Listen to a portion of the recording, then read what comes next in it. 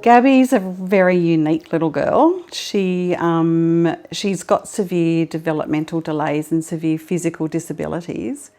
She doesn't have any verbal language whatsoever. She can't say yes or no or answer your question. She does seem to understand a lot of the time because she's quite cheeky and she'll laugh at the very appropriate places. But she can sing. So she's got echolalia, so she'll remember things, and she can sing, and I'm not exaggerating when I say she can sing probably over 100 songs. So if you sing, she'll sing along. If you don't sing, she'll give you a line. If you don't pick it up, she'll give you another line, and she'll carry on until you find something that she likes, and she'll just sing along with you, and she'll belt it out. She's just amazing. She can count to 30, she can say the alphabet, but unfortunately she still can't give us a yes or no as to what she likes and she doesn't like.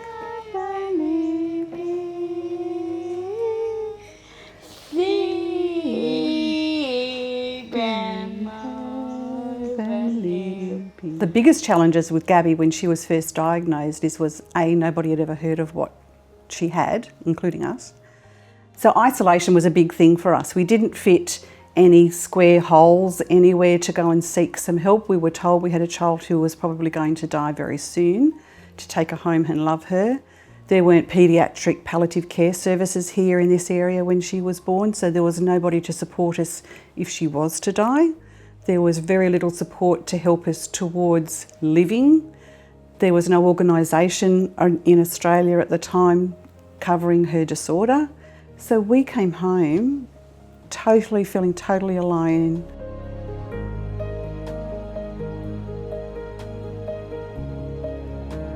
It was scary. We were scared here, we were scared if we went to the hospital. We were trying to raise 3 other little children at the time as well and support them and do normal things. They had to live, they had to go to school and go to sport and to dancing.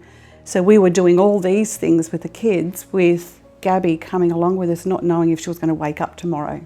And we lived like that for probably the first 5 years, that we would go to bed at night never knowing if she was going to wake up the next morning.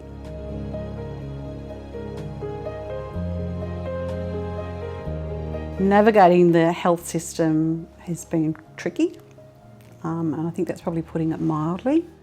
From the time she was diagnosed, there was only one specialty area for her diagnosis at that time, and that was in Sydney. And as I said, there was no support groups, nowhere we could turn to for extra support at that stage. So for somebody else now who's got a child ready to start transitioning into adulthood, I think the key thing is to have somebody on your side who knows what the process is. So through the Sydney Children's Hospital Network and John Hunter Hospitals, we've got now transition nurses that will help you negotiate this minefield, and they can become your new best friend. They really are very supportive. They know what they're doing. They've done it before. Nothing will rattle them as far as what you're about to present to them, I'm sure. And even if it does, they've got the resources to tap into to help you and guide you.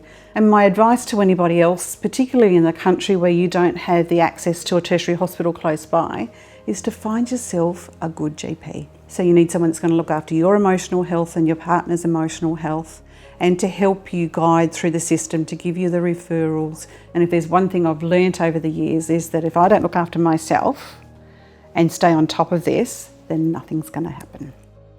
But without the family, with a lot of these children, particularly the children who've got intellectual issues, without the family, the child's not going to survive and succeed into adulthood.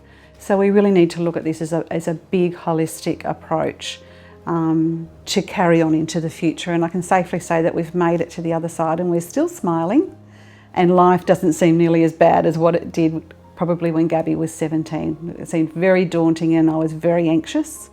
And I can smile now and say it's okay. Yeah. Ready? YMCA.